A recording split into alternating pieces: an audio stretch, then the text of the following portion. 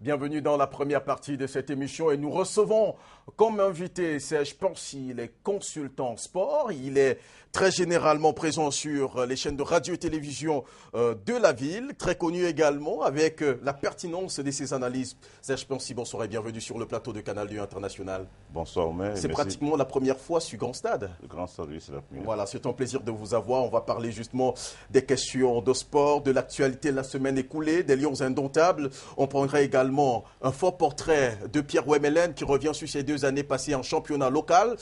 On reviendra aussi, pourquoi pas, sur le rififi observé depuis quelques jours au niveau de la Ligue régionale du littoral qui a connu pratiquement une saison de blocage. Bienvenue une fois de plus. Merci de m'avoir. Voilà, nous commençons par le premier élément de cette émission, c'est la réflexion. Et la réflexion, c'est la première rubrique qui est dédiée à la chronique. Et cette chronique est signée d'Ebel Olinga qui revient justement sur sur la possible participation du Cameroun à la phase finale de la Coupe du Monde ou non, sur l'actualité même du président du comité de normalisation, mais surtout aussi sur le tirage au sort. Quelle sera la poule du Cameroun? Élément de réponse dans cette chronique. Cameroun sera de la partie. Le tirage au sort final de la Coupe du Monde a lieu ce 6 décembre 2013 à Costa do Sauípe. 32 pays ont le cœur suspendu et les regards rivés vers les 4 chapeaux où seront tirées les équipes qui doivent constituer les 8 groupes du premier tour. Le Cameroun se trouve dans le 3e pot, aux côtés de la France, la Côte d'Ivoire, le Chili, le Ghana, l'Équateur, l'Algérie et le Nigeria.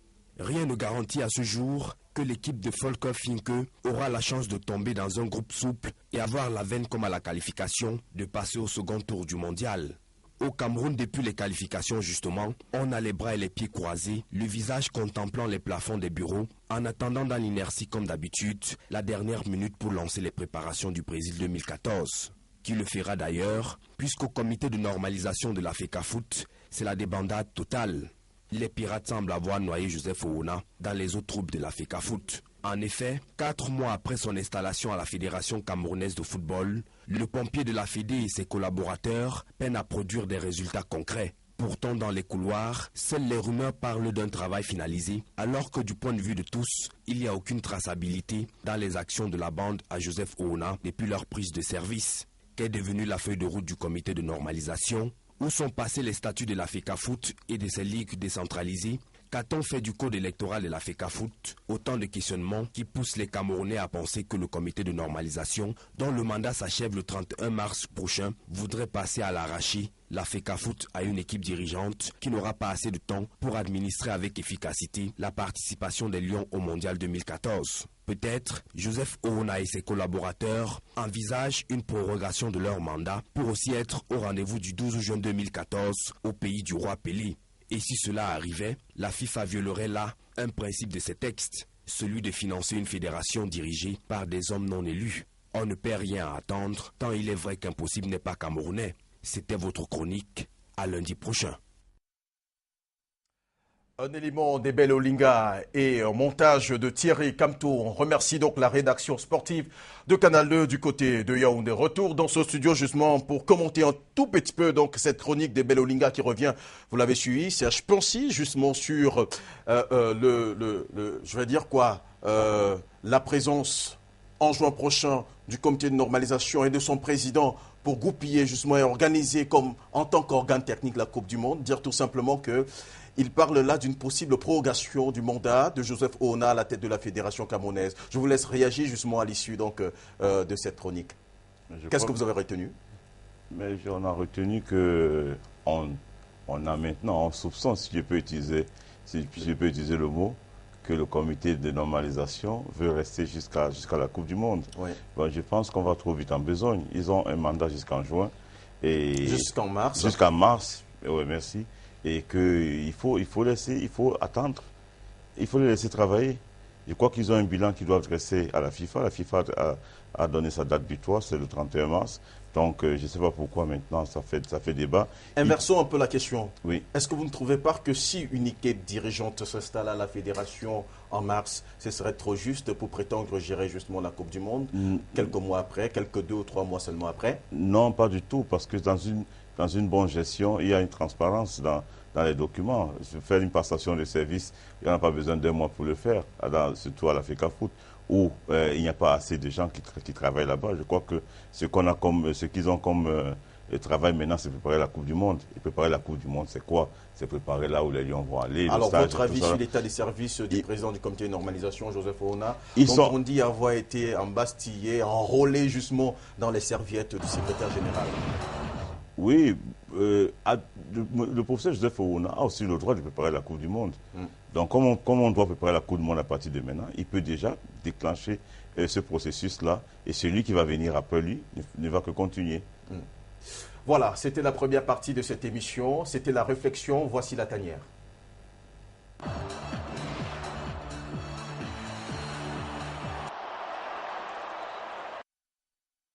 Justement, des Lions indomptables et les Lions A. Les Lions Fagnon, avec le classement FIFA avantageux pour les nôtres qui gagnent 8 places au classement. Ils sont passés de 59e mondial à 51e. C'est quand même un succès, une avancée pour les nôtres avant la phase finale de la Coupe du Monde. Et qui sait, avec les matchs amicaux, les Lions indomptables pourront nettement améliorer leur rang avant la phase finale de la Coupe du Monde. Maintenant, Samir Atene revient sur les différents changements de ce mois de novembre dans le baromètre de la FIFA. Classement FIFA novembre 2013, le top 10 africain a évolué. La Côte d'Ivoire reste leader. Les éléphants sont 17e devant le Ghana, deuxième pays africain et 24e mondial. Le Nigeria, champion d'Afrique en titre, est la 4e nation du continent et 36e mondial. Il devance désormais l'Égypte qui est 38e. Le Cameroun, lui, passe de la 59e à la 51e place. La bonne tenue des Lions indomptables est due en grande partie à leur victoire contre la Tunisie le 17 novembre dernier. Sur le plan africain, les poulains de Folkefinke se classent au 9e rang, tout juste derrière le Mali et la Tunisie. Malgré leur élimination par le Ghana, les Pharaons gagnent 13 places. Il s'agit de la plus forte progression africaine du mois. La plus grosse dégringolade, en revanche, concerne le Tchad. Les Sao ont chuté de la 156e à la 164e place, soit moins 8 points. La Somalie, 204e au classement, ferme la marche africaine. Toutefois, le tirage au sort de la phase finale du mondial au Brésil devrait avoir lieu sur la base du classement FIFA du mois d'octobre et non celui de novembre. D'après la FIFA, cette décision a été prise pour ne pas favoriser les sélections européennes qui ont joué les barrages.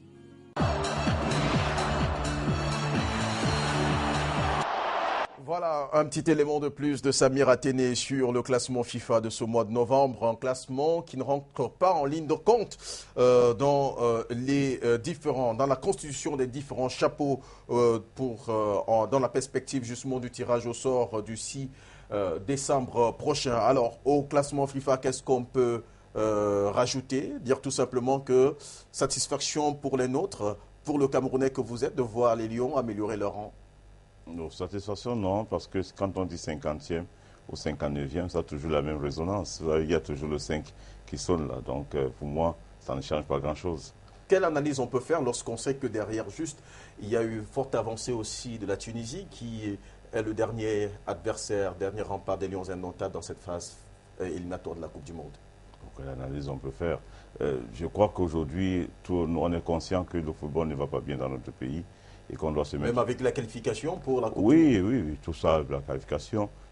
Le football ira bien quand on pourra, de la base ici au Cameroun, constituer le noyau de l'équipe nationale. Tant qu'on ne le fera pas, tant qu'on fera, on constituera l'équipe nationale par des joueurs professionnels jouant en Europe. Les joueurs de la diaspora. Les joueurs de la diaspora. Et le football n'ira pas bien chez nous. Parce que c'est très facile de faire une juxtaposition des joueurs qui jouent en Europe. Mais c'est aussi une sélection qui finalement forme une équipe. Oui, mais c'est une sélection qui forme une équipe, mais il faut développer le football déjà ici au Cameroun. Regardez toutes ces nations dites grandes de football. Elles ont d'abord une ossature un noyau dur qui vient du pays même. Voilà, on parle justement des Lions indomptables et on regarde, on jette un coup d'œil sur les différents chapeaux du tirage au sort. On reviendra forcément sur la polémique née justement de la réserve de qualification posée par la Tunisie. Pour l'instant, le Brésil, l'Espagne, l'Allemagne, l'Argentine, la Colombie, la Belgique, l'Uruguay et la Suisse composent le chapeau 1 du tirage au sort de la Coupe du Monde. Dans le chapeau 2, on retrouve les équipes Pays-Bas, Italie, Angleterre, Portugal, Grèce, Bosnie, Croatie et Russie. Dans le chapeau 3, c'est pratiquement le chapeau essentiellement composé des pays africains qualifiés pour la phase finale de la Coupe du Monde. La Côte d'Ivoire, le Ghana, l'Algérie, le Nigeria et le Cameroun. Ils sont accompagnés de 2 autres pays non africains, le Chili, la France, je vous l'ai dit 3 pays, l'Équateur également. Voilà, le chapeau 4, c'est les 8 autres nations qui sont qualifiées justement pour la phase finale de cette Coupe du Monde. Les États-Unis, le Mexique, le Costa Rica, le Honduras, le Japon, l'Iran, la Corée du Sud et l'Australie. Voilà un tout petit peu présenté la composition des différents chapeaux dans la perspective du tirage au sort de la Coupe du Monde. Alors, on dit aussi du côté de la FIFA que tout ceci est fait pour empêcher que les équipes, enfin les continents ayant le moins des équipes, donc à la phase finale de la Coupe du Monde, ne puissent pas avoir donc 2 équipes par poule. Le cas de l'Afrique qui a 5 participants uniquement, 5 nations à la phase finale de la Coupe du Monde, qui ne pourrait pas, du point de vue d'un de ces chapeaux, avoir 2 équipes dans une même poule. Alors, est-ce que c'est peut-être aussi désavantageux pour les Africains, avoir 2 équipes dans une même poule, c'est aussi avoir la chance d'avoir 2 équipes africaines de la même poule qualifiées pour le second tour de la compétition? Ça ne devait pas poser de problème si on avait des équipes très fortes. Ouais. Parce que l'Amérique du Sud, ça ne pose pas de problème pour l'Amérique du Sud. Parce que si vous prenez l'Uruguay, le Brésil, l'Argentine et autres pays, ça ne leur pose pas de problème parce que ce sont des équipes compétitives et elles vont s'imposer au moins au premier tour et passer le deuxième tour. Donc elles diront, ces équipes iront au 8e de finale. Mais le problème que nous on a en Afrique, c'est que nos équipes ne sont pas assez compétitives. Donc le passage même en 8e de finale est déjà un grand succès. Et quand on arrive en quart de finale, on commence à faire la fête. Pour les équipes sud-américaines ou les équipes européennes, ce n'est pas ça. Leur projection, c'est au moins les 8e, au moins les quarts de finale. Je vous rappelle que l'Allemagne n'a que des primes de Coupe du Monde à partir des quarts de finale. C'est-à-dire que les joueurs allemands, s'ils sont éliminés au 8e de finale, auront 0 francs, auront 0 euros. Et à partir des quarts de finale qu'ils seront primés. Ça veut dire que ces joueurs savent que leur compétition commence en quart de finale. Nous, déjà, je suis sûr que quand le Cameroun ira en Coupe du Monde, vous allez écouter les sons qui vont sortir. Déjà, on n'a pas joué de match, on n'a pas encore joué un match. Ça va être des millions qui vont... Mais juste la qualification, il y a eu une dotation spéciale du gouvernement à hauteur de 109 millions. Oui, mais ce n'est pas tellement grand-chose. Si vous divisez par le nombre de joueurs et tout ça, là, pas grand-chose. Mais j'ai dit, pour rendre ça compétitif, mais proposons ça aux Camerounais. On leur dit, si vous passez le premier tour, vous aurez vos primes. C'est comme ça. Parce qu'il ne faut pas qu'on aille faire du tourisme là-bas et on donne 30, on balance 50 millions à chaque joueur. Alors, vous ne pensez pas que c'est quand même infime par rapport à ce que ces joueurs gagnent? S'il fallait se structurer du point de vue de l'argent à leur donner, ils ne viendraient pas forcément jouer avec les Lions indomptables. Le cas de Markoun, de Samuel Eto'o, ce qui leur est remis à l'équipe nationale ne représente rien forcément à ce qu'ils gagnent dans le football professionnel. Encore plus, c'est une question de maillot aussi et de nation. Mais il faut qu'on se passe des images concrètes dans nos têtes. Ces joueurs ne négligent pas les primes de l'équipe nationale. Si vous me dites qu'ils négligent les primes de l'équipe nationale... Ce n'est pas ce que j'ai dit. Non, donc ils ne négligent pas ça. Donc, à partir de ce moment, on ne peut pas dire que parce qu'ils gagnent de grosses sommes en Europe, ça ne représente rien. Non, ça représente beaucoup de choses. Si on vous balance ces 50 millions, ça peut vous aider, ça peut rendre service à toute une famille. Donc, moi, j'ai dit, c'est la compétition. À Omer Djomo, oui, peut-être oui, à Serge Pincy, mais pas forcément à Nicolas Nkoulou. Non, même à Nicolas Nkoulou, parce que ça fait 75 000 euros. C'est beaucoup d'argent. Donc, moi, je pense que on doit rendre comment on appelle ça? On doit mettre la compétition dans la prime, la performance dans la prime. On leur dit, le premier tour, oui, vous serez primé à partir de 8e de finale. Et on voit ce qu'ils vont produire, parce qu'il ne faut pas donner de l'argent comme ça aux joueurs, 50 millions, 60 millions. Ils arrivent déjà, ils ont 60 millions. Ils ne vont rien produire, rien du tout. Alors, retour sur le non-événement, comme cela a été dit dans la précédente émission édition de Grand Stade. Il s'agit justement de la réserve de qualification posée par la Tunisie à l'encontre du Cameroun, des 2 joueurs camerounais, Joël Matip et Eric Choupo-Moting.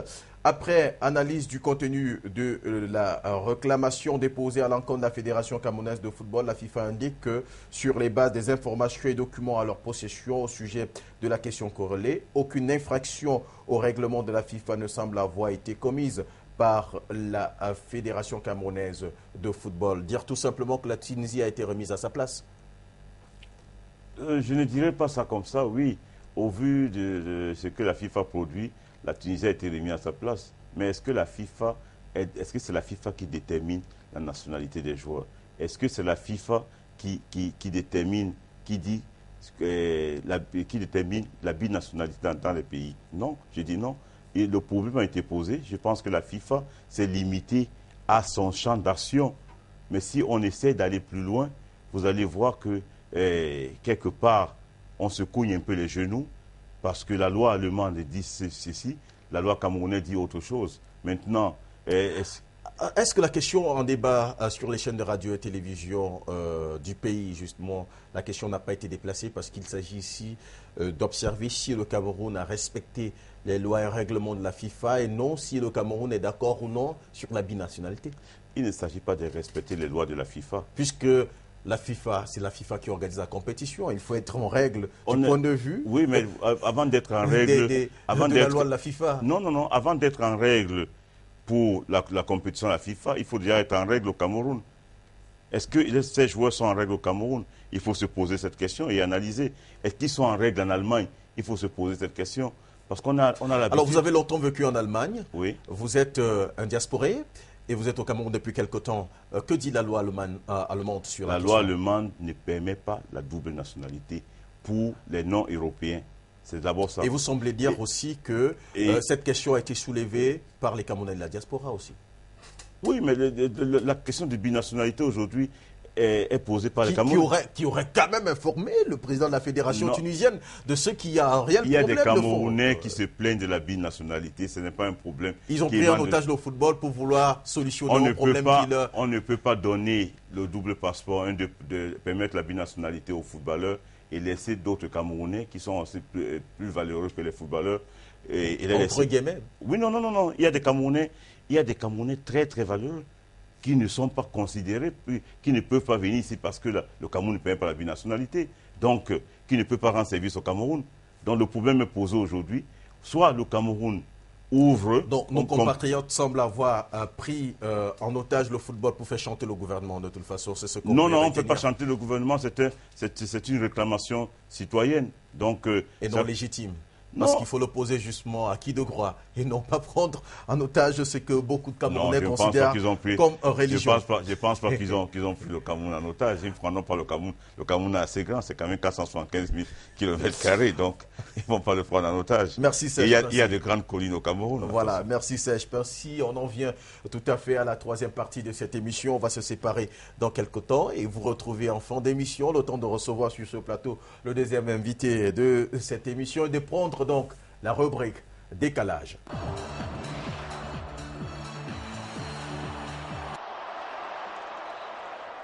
Et la rubrique décalage s'intéresse à un joueur qui a été sacré meilleur joueur, si ce n'est le meilleur joueur, oui, bien entendu, du championnat professionnel du Cameroun. Il s'agit de Pierre Wemelen qui passe sa deuxième saison professionnelle au Cameroun. Comment il a organisé sa vie au Cameroun? Ce sont des petites questions que nous avons posées aux joueurs. Et comment est-ce qu'il entend et interprète les deux saisons passées dans notre championnat local? Quelques éléments de réponse dans ce petit document consacré justement au portrait de la semaine.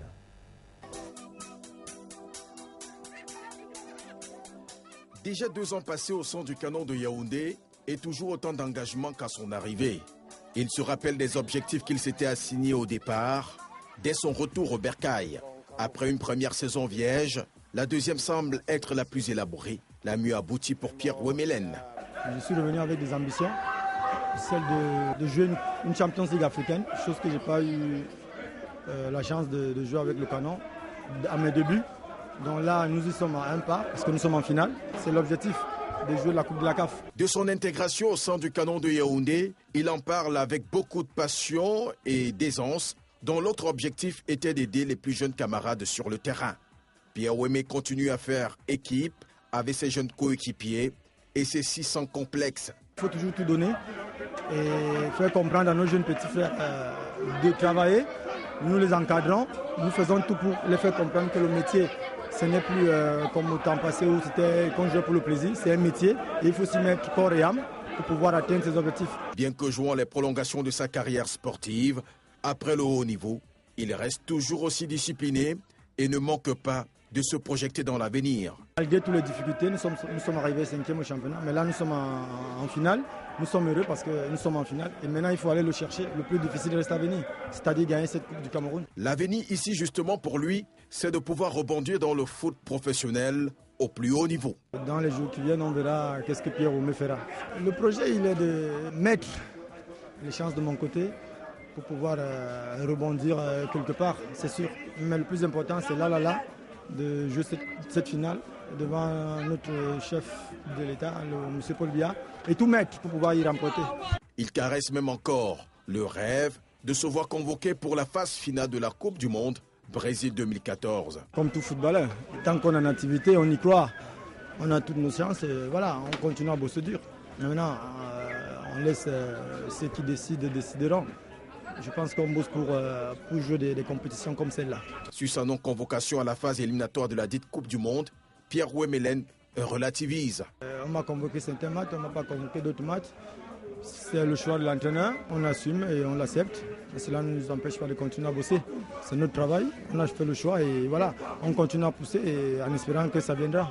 Et en tant que joueur, il garde toujours les bons rapports avec ses entraîneurs, notamment avec Jean-Baptiste Bissek, qui a mis sur pied cette ossature du Canon qui est aujourd'hui en finale de la Coupe du Cameroun. Très bon, il est de l'autre côté du Gabon, il nous a envoyé des messages d'encouragement et puis nous lui souhaitons aussi bonne chance de l'autre côté là où il se trouve.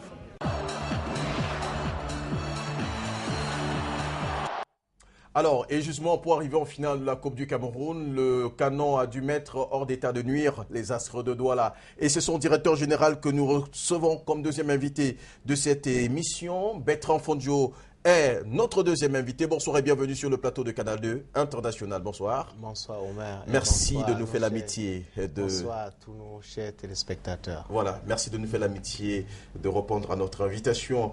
Une saison quasi pleine quand même pour les Astres de Douala qui perdent la Coupe du Cameroun mais qui ne sont non moins vice-champions de la saison. Alors, pour le directeur général que vous êtes, à quoi résumez-vous votre saison sportive? C'est une saison à demi-teinte. Je pense que la saison a été trop longue. Vous-même, vous le savez. Peut-être quelqu'un peut parler de mauvaise organisation parce qu'il ne faut pas le cacher. Il ne faut pas, n'est-ce pas, encourager la médiocrité. Je pense que c'était médiocre au point de vue organisation. Mais on peut, n'est-ce pas, avoir, n'est-ce pas, donné quelques excuses en disant que peut-être le professionnalisme chez nous est encore en train de démarrer. Donc, ça nous a coûté très cher. Mais je ne vais pas prendre ça comme les excuses. Je pense que c'est toutes les autres équipes qui ont aussi joué ce même championnat. Mais je pense que ça a été trop long. Et j'espère que, n'est-ce pas, on va tirer des leçons et que l'année prochaine, ça sera meilleur. Voilà. Alors, dites-nous un tout petit peu, justement, Monsieur Fondio, quel est le quotidien, justement, d'un directeur général d'une équipe professionnelle au Cameroun? Vous inaugurez pratiquement la première fonction au Cameroun. On l'a connu avec le Canon de Yaoundé, mais pas forcément sur le prisme des Astres de Douala, parce que vous êtes salarié des Astres. Quel est votre quotidien? On aimerait savoir un tout petit peu. Écoutez, pour ce qui est n'est-ce pas, de gérer une équipe au quotidien, c'est déjà sur le plan organisationnel qui est très important, administratif. C'est-à-dire, il faut d'abord, commençant par suivre chacun à sa tâche. Il y a des comptes rendus, il y a des réunions qui sont organisées, n'est-ce pas, pour aller au détail ce qu'il faut. Vous allez par exemple vous rendre compte que chez les Astres Football Club cette année, il n'y a aucun joueur qui, n'est-ce pas, a été en retard d'une prime, que ce soit de sa prime ou bien du salaire. Ça, c'est une bonne organisation. Vous avez par exemple les fichiers des joueurs. Aujourd'hui, chez les Astres, on peut vous dire, par exemple, les statistiques n'est-ce pas? Chaque joueur a son fichier où il y a ses matchs joués, ses statistiques.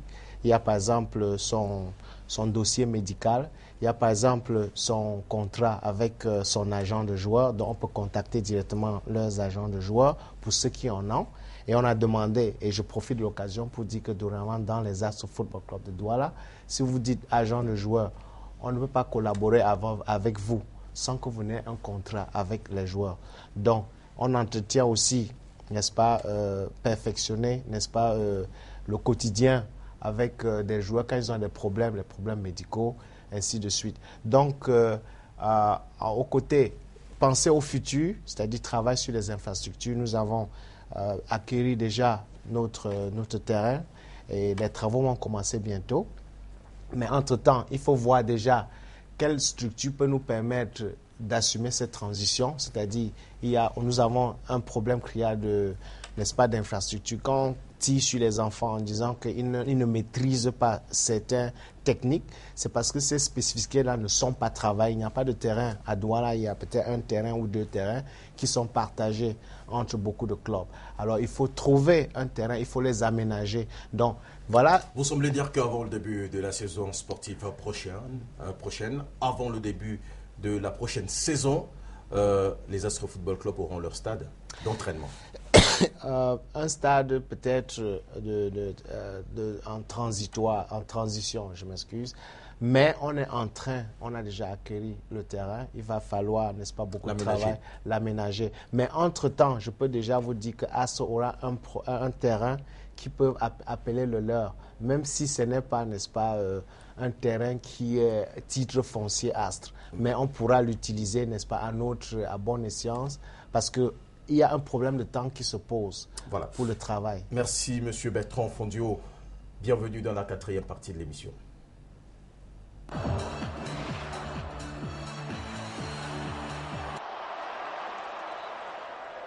Écho des Stades, c'est dans la 4e partie de cette émission. Justement, on parle de la Coupe du Cameroun avec les finalistes qui sont connus.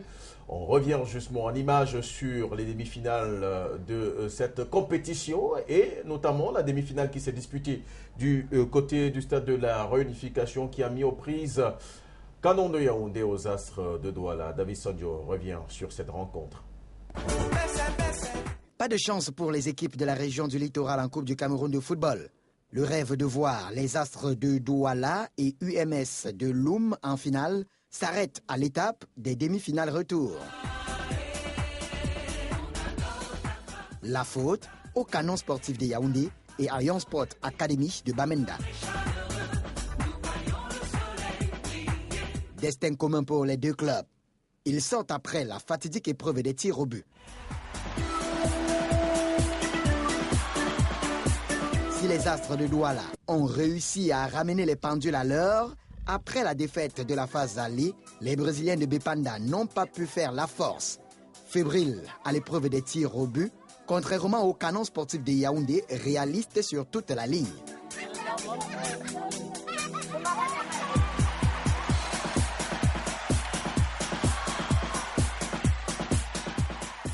Et que dire de la polémique née du tir au but du club de la capitale politique camerounaise Yaoundé, accepté puis refusé par les arbitres de la rencontre. Pourtant, la réalité est ailleurs. À Bamenda, après 90 minutes de jeu, score identique entre Young Sport Academy et UMS de Loum qu'au match aller. Aucun but inscrit sur l'ensemble des deux rencontres. Le champion de l'élite tout voit son rêve du doublé s'envoler. Alors que les Astres de Douala, après avoir échoué au pied du podium en championnat, ne joueront pas la finale de la Coupe du Cameroun, édition 2013.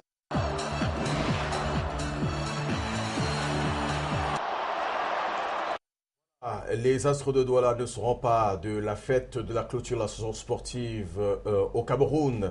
Et la grosse question qui reste et demeure maintenant, c'est à quand la finale? On se pose toujours la question. Maintenant que on a les finalistes, reste au cabinet civil du chef de l'État de dégager la date pour la dispute de la dernière saga sportive nationale, c'est-à-dire le dernier match de la saison. Alors, Monsieur Fondjo, dites-nous un tout petit peu, qu'est-ce que ça fait de savoir que sur 2 compétitions successives, on termine au podium, enfin, pas comme champion, mais toujours pratiquement à la 3e marche ou à la 2e marche? Écoute, Omer, le truc, je vois du positif dans ce qu'on vient de faire.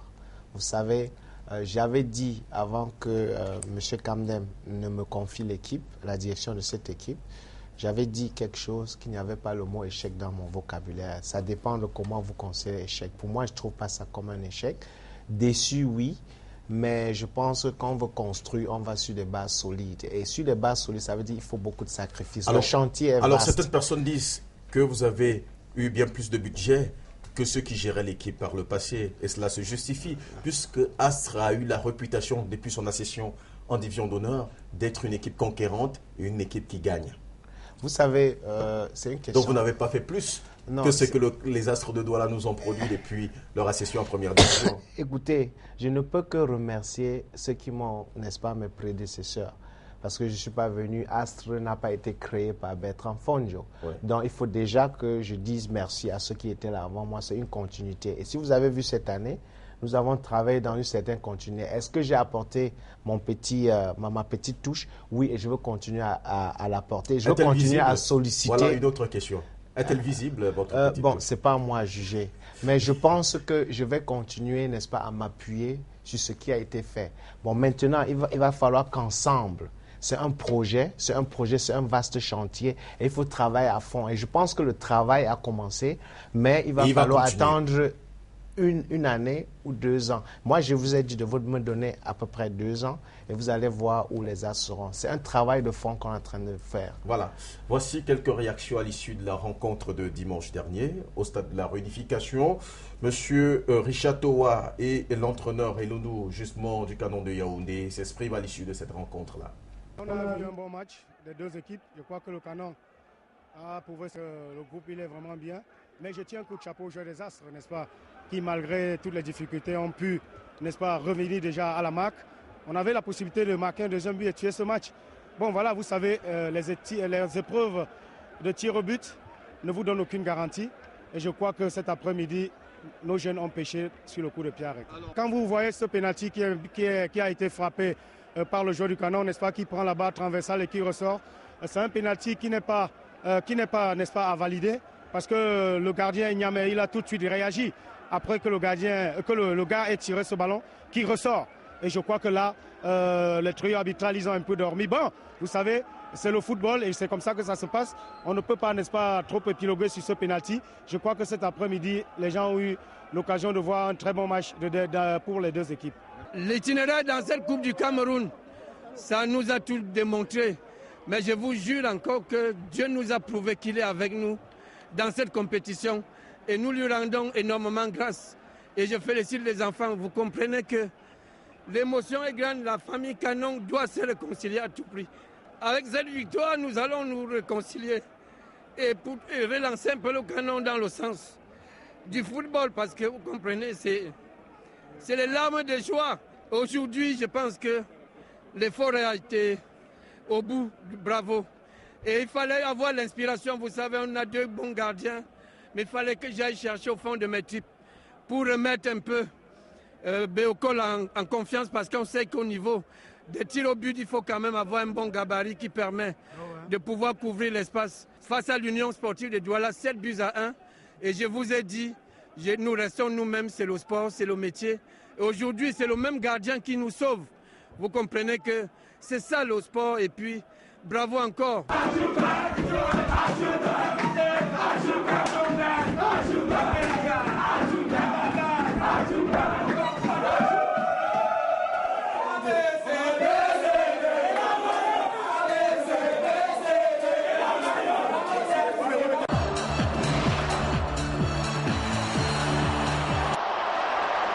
Voilà, Voilà, c'était la réaction des deux entraîneurs, suivi justement de l'ambiance des vestiaires à l'issue de la victoire du Canon de Yaoundé. Voilà qui est clair maintenant. Les finalistes sont connus. Canon de Yaoundé, Lyon Sport Academy. On est désormais dans l'attente donc de la date fixée pour la dispute de la finale de la Coupe du Cameroun édition 2013. Monsieur Bertrand Fondio, vous êtes notre invité.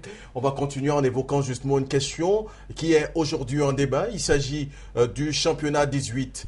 Êtes-vous favorable ou non en tant que directeur général des Astres de Douala? Non, pas du tout. Je ne suis pas favorable. À 18, pourquoi pas à 30? Pourquoi pas à 40?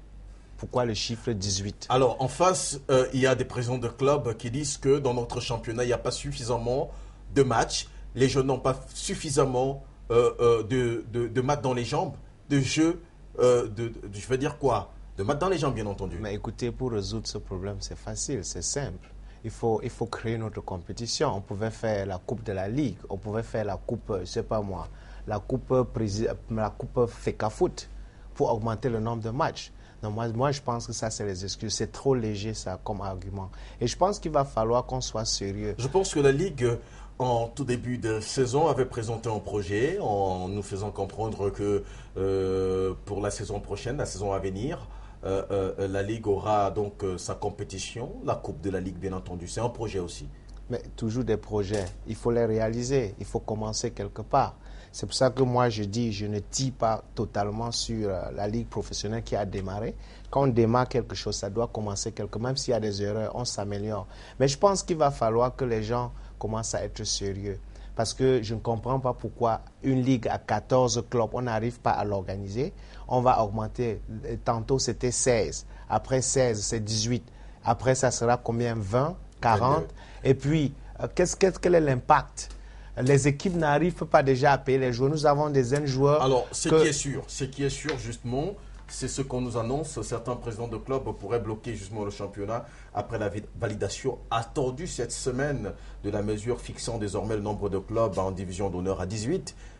Alors, s'il passe au forceps, comme ça doit être forcément le cas aussi, quelle sera votre réaction? Écoutez, vous savez, quand vous êtes dans un système, vous ne pouvez que travailler pour essayer de changer ce système. Si le système est mauvais. Si le système est mauvais. Mais moi, je pense que 18 clubs, c'est impensable. C'est-à-dire que c'est être irresponsable. Parce que je vous dis, à 14 clubs déjà, il y a des clubs, je suis président de club, il y a des clubs qui n'arrivent pas à payer leurs joueurs. Et comment est-ce qu'on peut passer à 14? MTN est en train de partir parce qu'on n'arrive même pas à organiser quoi que ce soit. Donc maintenant, on veut passer à 18 clubs. Pourquoi pas 20 clubs? Pourquoi pas 30? Et les clubs qu'on nous demande d'aller à 18, est-ce qu'ils sont préparés? Vous savez, il faut qu'on définisse la règle de jeu. Pourquoi on a joué ce championnat? Pourquoi ne pas déclarer? Si on passe à 18, il ne faut pas déclarer de champion, il ne faut pas déclarer de deuxième, de troisième, il ne faut pas déclarer ceux qui vont descendre. C'est par rapport à ça qu'on fait la compétition. Donc il n'y a pas eu de championnat au Cameroun cette année si vous passez à 18. Mais c'est lamentable, c'est triste parce que le football camerounais est déjà au fond. Et je ne sais pas quels sont ceux qui peuvent même avoir ces idées d'aller présenter. Et je vous dis, j'ai eu peut-être la malchance ou la chance de ne pas être dans cette salle 7 jours parce que ça, c'est des choses à ne pas tolérer. Bertrand Fondio, reprenez vos esprits. Merci infiniment d'être passé sur le plateau de Canal 2 en espérant vous avoir, pourquoi pas, peut-être dans 1, 2, 3, voire 4 semaines ou 1 mois, 2 mois, 3 mois. De toute façon, tout le plaisir a été le nôtre de vous recevoir en tant qu'invité sur ce plateau de Grand Stade. Bonne soirée à vous. Vous me permettez de me tourner justement vers notre premier invité. Bonne soirée. On se retrouve juste après. Donc, Serge Percy, vous aurez la parole juste après. Donc, cet élément, c'est justement monsieur les présidents de club. Il s'agit de Faustin Domke qui est plus dur dans le temps concernant donc le passage par force des responsables de certains clubs qui voudraient faire jouer le championnat à 18. Voici une attitude de 2 présidents de club et d'un agent de joueur.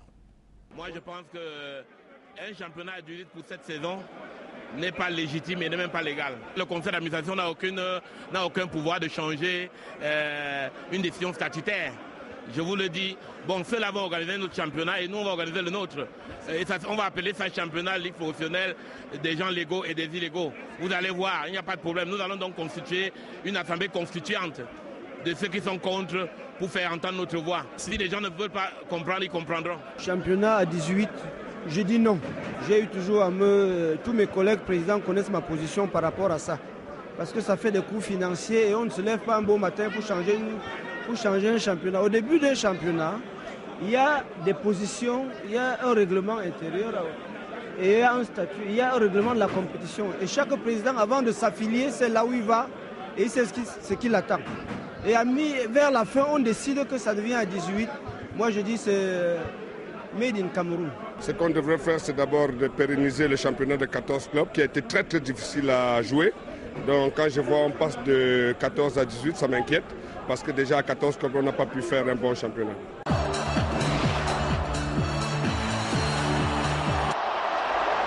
Bon, il faut noter que nous avons été un tout petit peu déséquilibrés sur cette information et ce n'est pas de notre faute. Dans tout un stade, nous avons cherché ceux qui étaient favorables donc au passage à 18 sans trouver ceux que nous avons sélectionnés.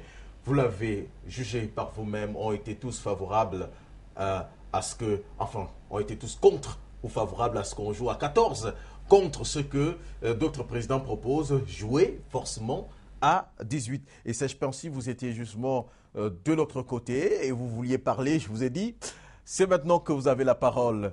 Championnat à 18, quelle est votre position en tant que consultant? Mais championnat à 18, c'est même impensable. Imaginez, vous êtes tout jeune, vous avez un gâteau d'anniversaire, on vous dit vous êtes avec vos invités à 14, et si 4 personnes s'invitent là, vous devez le partager par 18 personnes. Vous allez constater que votre portion va diminuer. C'est ce qui va se passer. Parce que si on maintient les montants qu'on a utilisés jusqu'à présent avec le sponsor et l'État du Cameroun, chaque club reçoit environ 54 millions. À 18 clubs, ils vont recevoir combien? Déjà à 54 millions, ils ont assez de problèmes, ils n'arrivent pas à gérer. Je me pose bien la question. Et puis en plus de ça, la qualité, on va perdre en qualité. Je crois que les grands clubs au Cameroun devaient s'opposer à cette décision, que ce soit Astre, Canon, Union, Coton, devaient s'opposer à cette décision parce que ces clubs ont besoin de compétition, ont besoin d'autres clubs forts pour être eux-mêmes plus forts sur le plan africain. Mais si vous opposez aujourd'hui Coton à des équipes faibles, ils ne vont pas vraiment représenter le Cameroun en compétition africaine. Alors, dites-nous un tout petit peu, quelle est l'idée justement de vouloir forcément jouer, à votre avis, le championnat 18 ? Pour de vrai. Mais il manque... Pour de vrai. Non, pour de vrai, moi je pense que les gens, ceux qui veulent jouer le championnat 18 manquent de fantaisie, manquent d'imagination.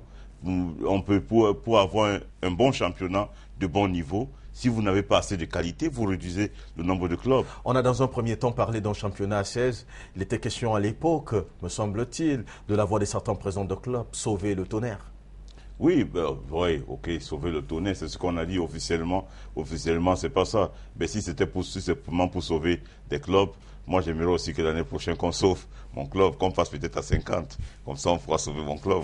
Voilà, on parle de tout à fait autre chose. On descend légèrement pour parler des barrages dans le littoral. Vous avez assisté à une réunion de crise ce matin. Quelques images de cette réunion, voir l'attitude des quelques présidents de clubs, c'est toujours le bicéphalisme au sein de la Ligue régionale de football. On a échappé de bien belle à un blocage. Merci de nous projeter les images des querelles à la Ligue régionale de football du littoral. Et c'était justement au niveau de la délégation des sports et de l'éducation physique. On peut observer que les présidents de clubs étaient tous présents face aux délégués qui a tenté donc de trouver une solution de sortie de crise dans ces situations. Et quel était, dans le fond, parce que vous êtes président de club, le réel problème, M. Pensy? Le réel problème, c'est que le délégué lui-même pose mal le problème. Le délégué parle des barrages. Il ne s'agit pas de parler des barrages. Quand on joue un championnat, il faut homologuer des rencontres. C'est comme si vous conduisez un immeuble. Il y a des organismes qui vont venir faire réceptionner cet immeuble. On ne va pas construire un immeuble, le mettre en service sans pourtant l'avoir réceptionné. Et c'est ce que c'est M. Congo Mbappé et son équipe sont en train de faire. Ils ont fait jouer le championnat sans homologuer les matchs. La 13e journée n'a pas été totalement homologuée et ils ont programmé la 14e journée. Donc ça ne marche pas. Il parle des barrages, ce n'est pas des barrages. Il y a un contentieux. Et d'ailleurs, vous rendez-vous compte, ils font jouer la 14e journée et le jeudi, et ils s'asseyent jeudi soir, et le vendredi matin, on a déjà la décision qu'il y a des clubs qui sont suspendus, qui sont radiés et tout ça. Là. Non, quand on doit homologuer, quand on doit s'asseoir comme ça pour homologuer des rencontres, on donne 48 heures au club. C'est ça que la loi dit. On donne 48 heures au club pour prouver même leur absence. Pourquoi ces clubs n'ont pas joué ces matchs?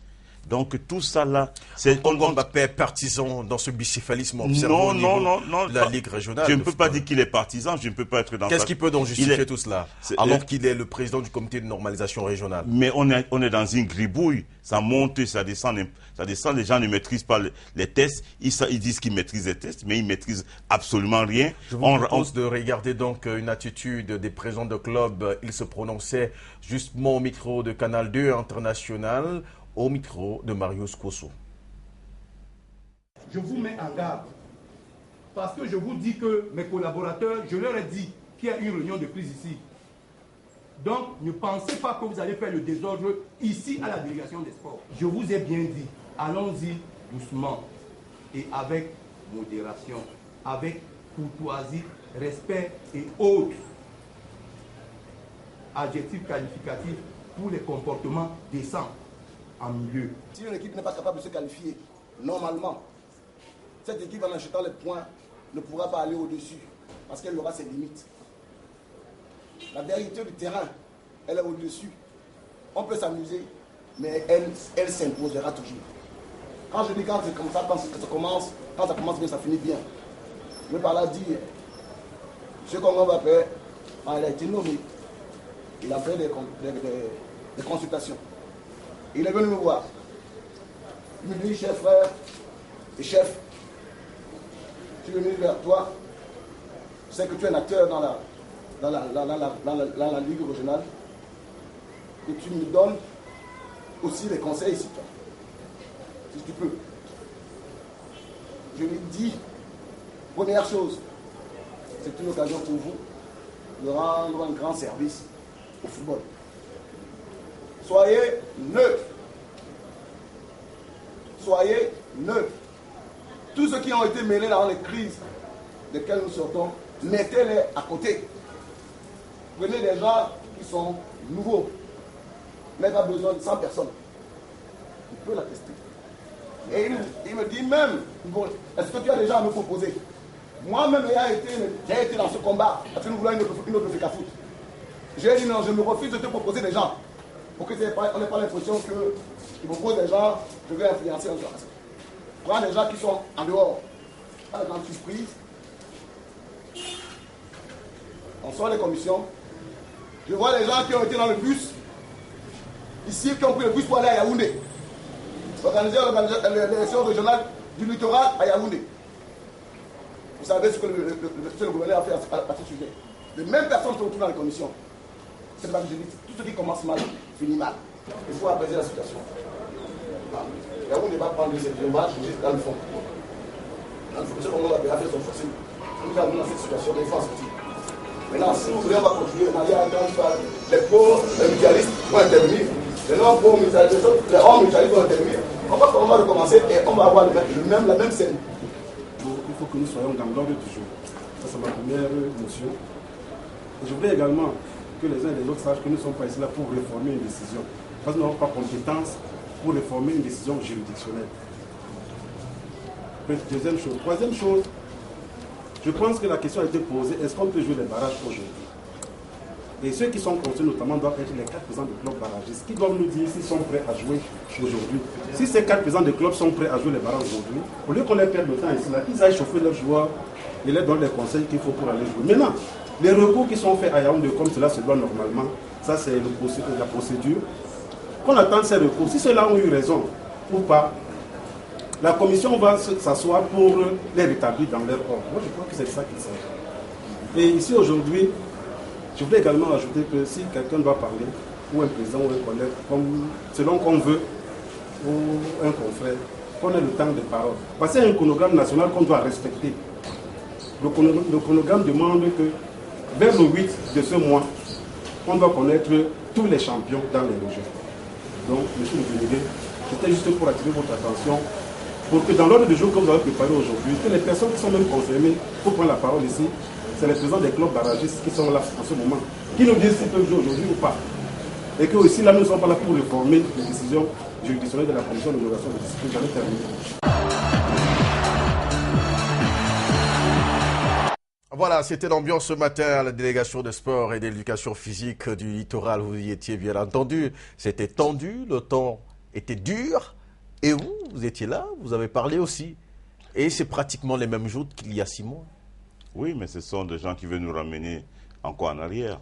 Donc, il s'agit de respecter les tests. Voilà, comment vous disiez tout à l'heure que tout n'était pas homologué. Et comment donc l'on a pu jouer cet après-midi les demi-finales des barrages? Bama a battu Caïman 2-1. La Dynamo est venue à bout de Puma 1-0. Et on a même joué en nocturne finalement sans lumière. Oui, mais il fallait sortir de cette salle parce qu'on était dans cette salle depuis 10 heures. Il était 14 heures, il fallait sortir de cette salle et on a arrêté un consensus.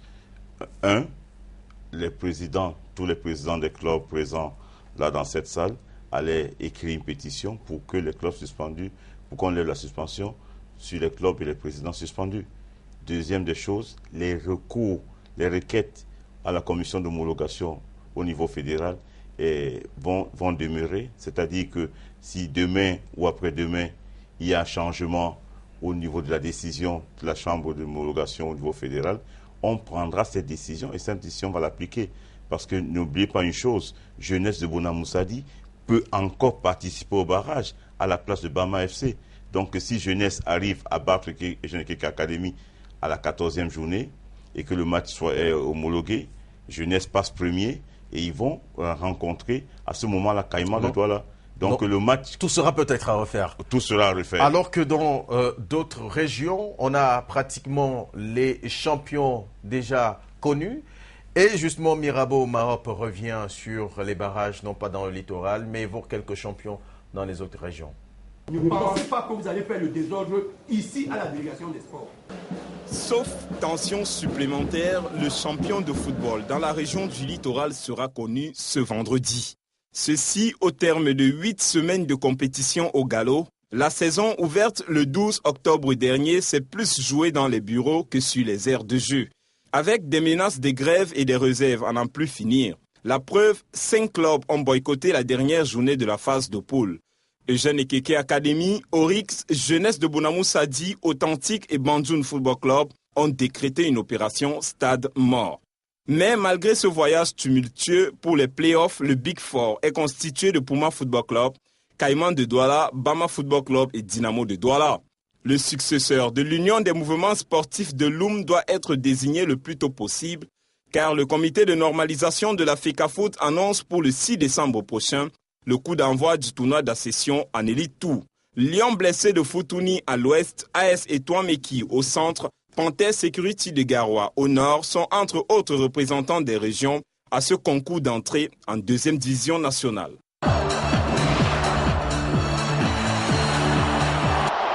Voilà, avec l'évocation justement de ces représentants régionaux, on se rend bien compte que c'est toujours dans le littoral que les choses stagnent, que les choses n'avancent pas. Qu'est-ce qui se passe concrètement au niveau du littoral, Serge Percy?